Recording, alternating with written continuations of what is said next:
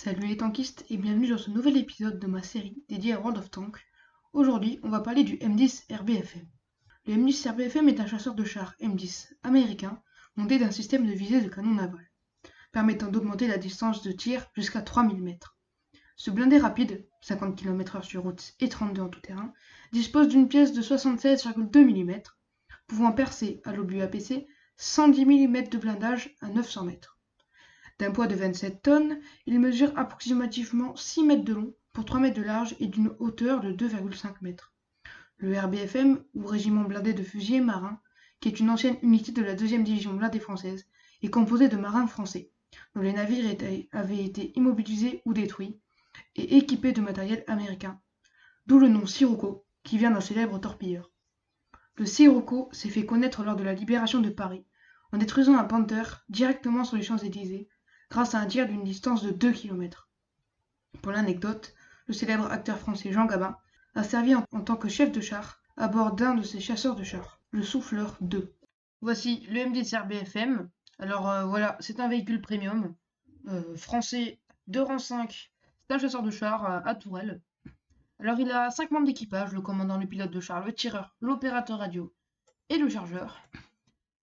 Alors, il a le 3 inch AT-Gun M7, je suis pas sûr qu'il y ait un autre char qui l'ait. Alors, du coup, pour sa puissance de feu, il a des dégâts moyens de 115, 115 et 185. C'est beaucoup quand même, la HE, elle fait... Normalement, les chars qui ont 115, 110, ils font du 175, donc c'est un petit plus, ça fait toujours plaisir. Pénétration d'obus, très bonne.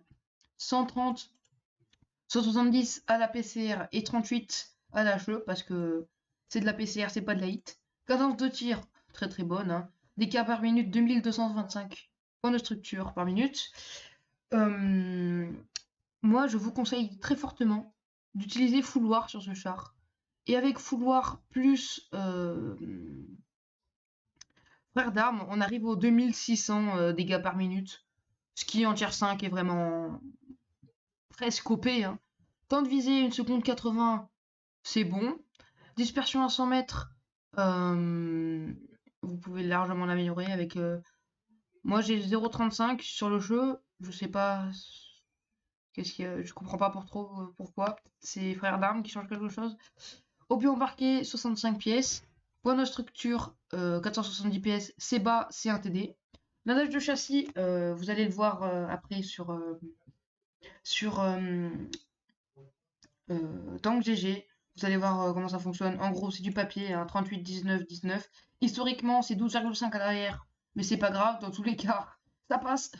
Blindage de la tourelle, 57 avec le petit mantelet pour la HE, ça fait toujours plaisir d'avoir quelques boons de temps en temps. Portée de vue, 370 mètres, c'est très bon. Avec les binos, vous atteignez largement les 400, plus de 445, c'est autour des 460 et quelques crottes en plus là.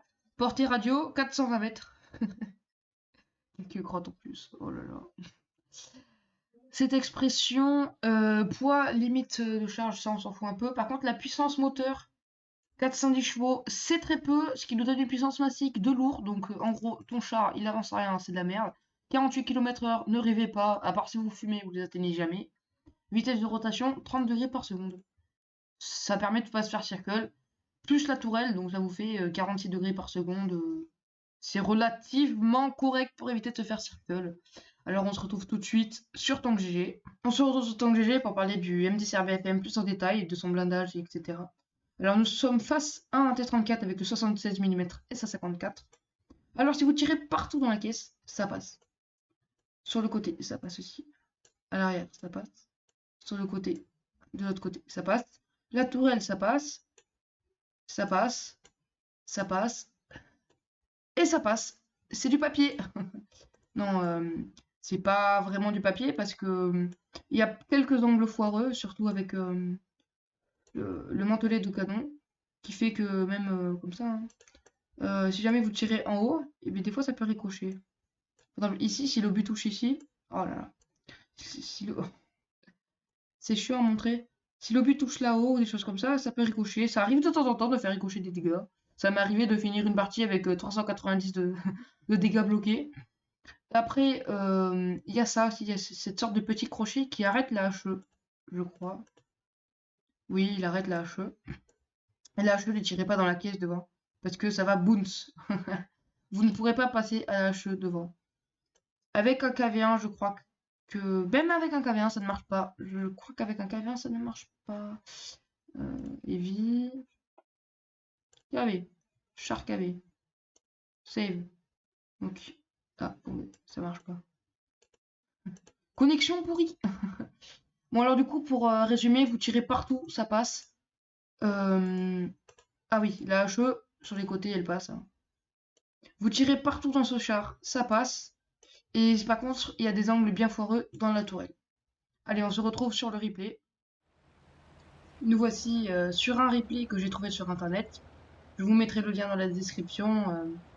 Parce qu'en fait, pour vous expliquer, en attendant qu'il se positionne, je vais vous mettre aussi le lien dans la description de mon ancienne vidéo où j'ai essayé de présenter un replay de moi.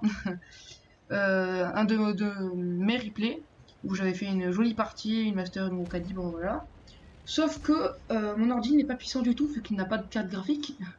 Ce qui fait que vous le verrez bien sur le replay en description, que ça saccadait énormément, ce qui était incompréhensible en fait. On voyait même pas où je tirais.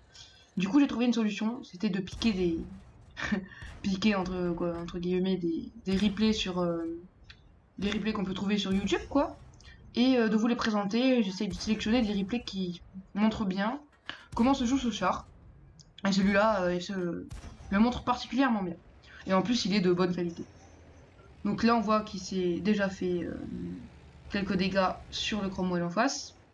Et là, il va prendre une position que moi aussi j'aime bien avec ce char. Qui se situe juste dans le buisson. Là, voilà, ici. Dans ce petit buisson. Et de stationner là et d'attendre que les ennemis qui sont devant, notamment les légers, spotent l'allée ou les lourds qui avancent ici. Pour pouvoir les taper.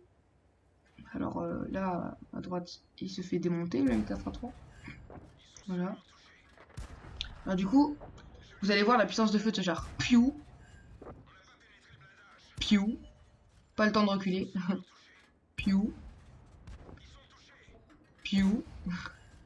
Et là encore, j'ai remarqué que la personne joue avec la ration, mais n'a pas de fouloir. Vous voyez bien qu'il a, ici, 2,84 secondes de reload. Moi, sur mon char, je n'ai que 2,64 secondes, parce que j'ai un fouloir. Mais j'ai pas de ration. Bon, alors là, on a un KV2 qui va se faire farmer tranquillement. Il utilise aussi les minos, ce que je conseille fortement avec ce char. Car vous jouez surtout statique.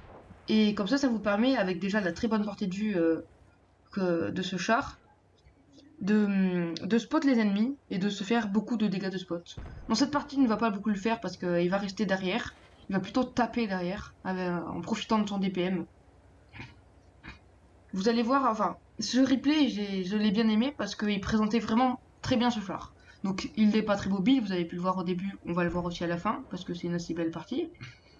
Il a un très bon DPM, il n'est pas très précis, on va le voir. Et il a une bonne portée de vue, ça on le voit sur la map, mais on va pas le voir. Là, il a fait un bon geste, c'est de taper la traque. Vu que vous tirez très vite, vous pouvez permatraque les ennemis. Alors là, il n'arrive pas à trouver d'angle. Bon, du coup, avec ce char, il faut vraiment jouer dissimulation, donc là derrière un buisson. Portée de vue, parce que avec les binos, vous arrivez à plus de 445 mètres. Je crois que c'est 460 et quelques là. Et jouer du DPM, donc c'est un char qui joue plutôt de loin. Alors là, j'ai accéléré un peu, parce qu'il n'y avait pas beaucoup d'action dans longtemps. Là, vous voyez vraiment la puissance de ce char. Boum, boum, boum, boum. C'est ce que vous ferez toute la partie.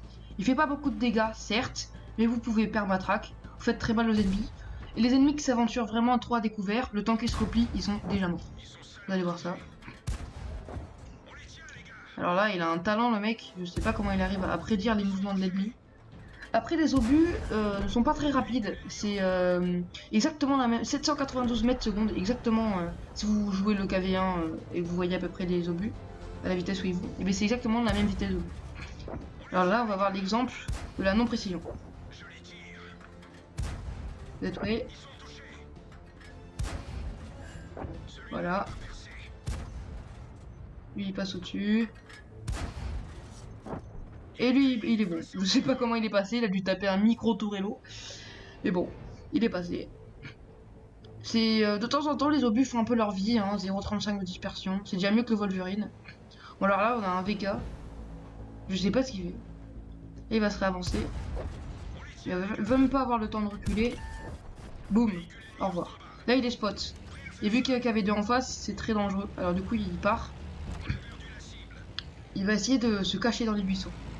Enfin, pas ceux-là, mais... Vous voyez quand même qu'il n'est pas très mobile. C'est une puissance massique de lourd. Hein. C'est 13 chevaux par tonne. C'est vraiment une puissance massique de lourd. Ça nous donne un char assez pâteau. Donc si vous voulez l'équivalent de ce char en non premium, vous achetez le Wolverine. Il est à peu près pareil, hein, à quelques tout petits points près. Ce char est disponible dans le magasin, vous verrez dans votre garage. Voilà, le pauvre ressuscitant, il va perdre toute sa vie. Enfin, il est un peu con, hein, on va pas se cacher. Vous allez dans votre garage. Après, en haut, dans la barre de... En dessous de Battle, ou Bataille pour ceux qui jouent en français, vous avez état de service, etc. Et à côté de garage, il y a écrit magasin. Quand vous cliquez sur magasin, et tout en bas, il y a un petit site d'obligation. Vous cliquez dessus et vous aurez du choix de chars à acheter avec des obligations. Vous direz tout en bas, et le tout dernier char, c'est le M10 RBFM qui coûte 1500 d'obligations, qui est relativement facile à avoir. Moi par exemple, je l'ai eu avec 1500 batailles. Je crois que j'avais 1500 batailles, j'ai pu acheter mon M10 RBFM. J'avais déjà les obligations pour.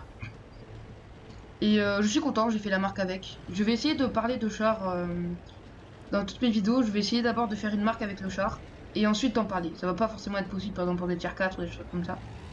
Mais je vais quand même essayer d'en parler pour avoir un avis assez...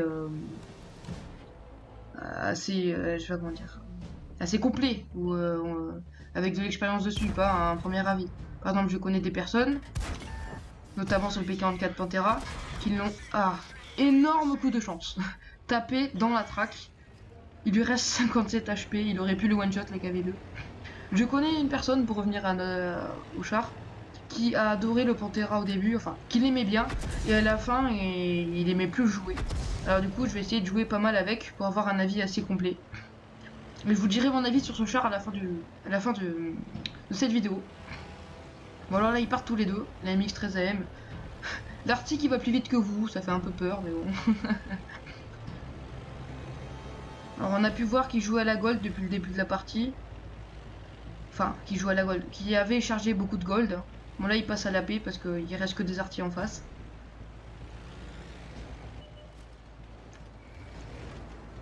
La petite grille qui est détectée. Vous voyez la portée de vue elle sert beaucoup. 4000 de dégâts, c'est vraiment fort. Le petit râtelier qui fait plaisir, ça fait toujours une médaille de plus. Hein. Et on va chercher la dernière artillerie. Elle est où cette dernière artillerie? Elle est où? Elle est où? Elle est où? Elle est là. Petit kick droit, on s'embête pas.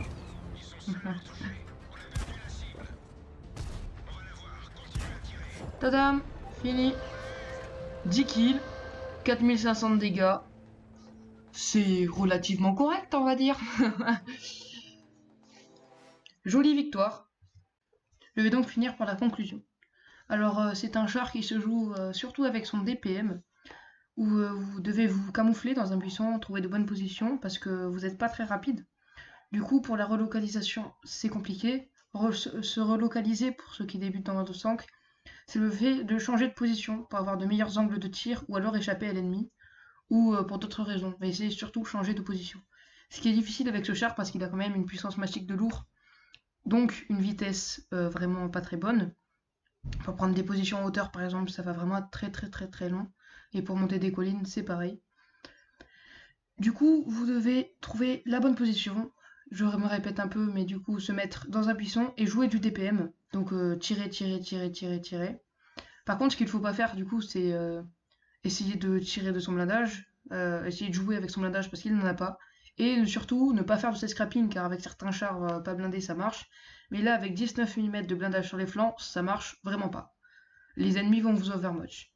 Le fait d'overmatcher encore, c'est le fait qu'un obus pénètre automatiquement dans le blindage, même si celui est très anglais, du fait que le calibre du canon est 3 fois supérieur à l'épaisseur du blindage.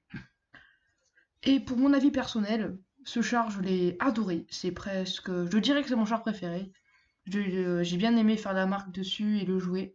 Personnellement, je ne regrette pas mon achat à 1500 obligations.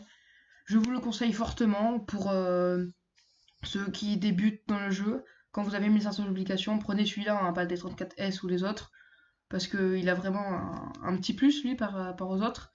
Et surtout, c'est un très bon money maker. Money maker qui veut dire en français fabriqueur de monnaie. Mais en gros, vu que c'est un premium, vous allez gagner beaucoup plus d'argent. Et c'est facile, entre guillemets, de gagner de l'argent avec lui parce que les parties sont souvent assez bonnes. Vu que vous tirez très vite et qu'il a vraiment des avantages, ce char. Bon, ben à plus pour un prochain épisode. Sur mon Discord, je vais mettre des votes.